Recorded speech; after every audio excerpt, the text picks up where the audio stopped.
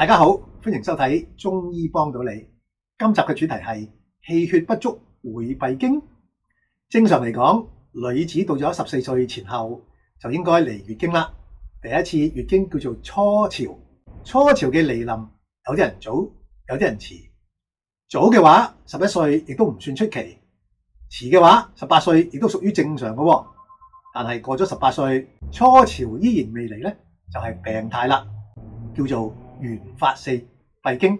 初潮嚟咗啦，以後月復月，年復年，月經依時嚟臨就好正常。但係忽然月經唔嚟，一停就停咗6個月或者以上，就事不尋常咯。呢一種病態叫做繼發性閉經。當然啦，懷孕或者係淨係餵哺母乳，月經就會自然暫停，咁就唔算閉經。有一啲少女初潮嚟咗之後，喺接住2年呢，偶有停經嘅現象，亦都唔使擔心。另外，女性步入更年期，月經亦都會自然停止，亦都係正常嘅現象。閉經嘅患者呢，十居其9都係屬於繼發性嘅。我哋就遇過一位女孩子，佢為咗減肥咧，係瘋狂節食，體重冇錯係下降咗，但係就要付出閉經嘅代價。由中醫嘅角度睇，經血咧係由一身嘅氣血轉化而嚟嘅，而氣血又係由飲食演變嚟嘅。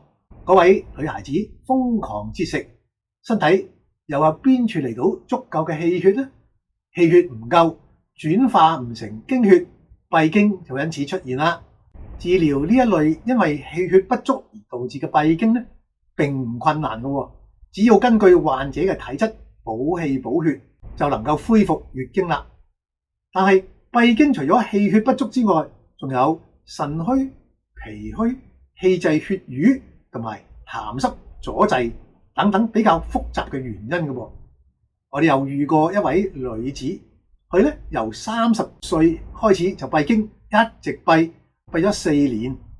佢係由於輸卵管不通而唔能夠懷孕嘅，因此長期耿耿於懷，愁眉不展。